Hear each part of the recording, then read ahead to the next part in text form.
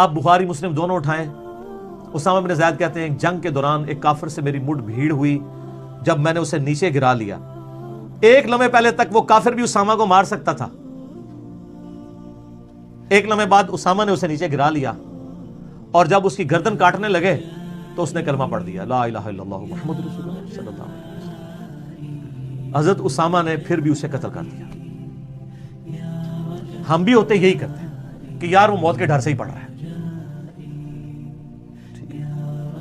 لیکن حضرت اسامہ تھے نا، نبی علیہ السلام کی تربیت یافتہ، کسی دوسرے بندے نے شکایت نہیں لگائی. حضرت اسامہ کہتے ہیں مجھے اتنا غم تھا اس بات کا کہ یار مجھ سے کوئی معاملہ مس ہینڈل ہو گیا.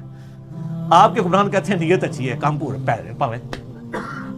کافر کو مارنے سے اچھا کام کون سا ہو سکتا ہے میدان جنگ میں؟ ویسے نہیں، اللہ نے اپنے بندے کہا ہے جو میدان جنگ میں بہادری دکھاتے ہیں.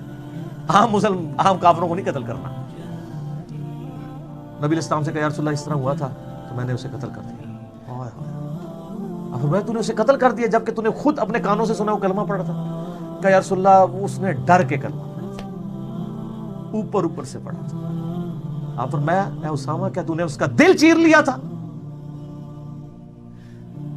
اسامہ کو تو کہنا چاہیے تھا یا رسول اللہ وقت کے غوث کتب ابدال وہ تو دلوں کے حال جانتے ہیں، تو میرے گھوڑے کے قدموں سے جو دھول اٹھتی ہے اور گھوڑے کے نتنے میں بیٹھتی ہے ایک ولی تو اس کے برابر نہیں ہے. جب ولی بابے بزرگ کشف القبور اور دلوں کے حال جانتے ہیں تو یا رسول اللہ جی میں نے جان لیا تھا. نا پرانیاں گلاں، پرانے بزرگ، پرانے فرقے، پرانے عقیدے. فرمایا اسامہ تو کیا کرے گا جب قیامت والے دن وہ کلمہ پڑھتا ہوا اللہ کے حضور تیرے خلاف مقدمہ کر دے گا.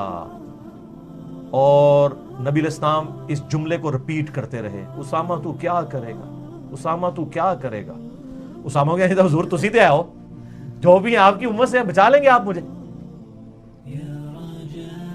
اور اسامہ کے الفاظ ہیں صحیح مسلم میں کہ میں نے اس دن خواہش کی کاش آج سے پہلے میں کافر ہوتا اور میں آج کلمہ پڑھتا اور اس کلمے کی برکت سے میرے کفر کے وقت کے وہ گناہ دھل جاتے ہیں.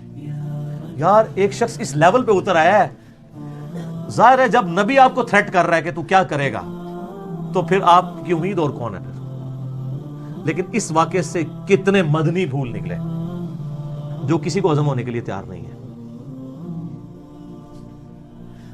نبی علیہ السلام نے حضرت اسامہ ابن زید کی نیت کو نہیں دیکھا، ان کی نیت بری نہیں تھی، عمل کے اوپر فتویٰ لگایا کہ یار جب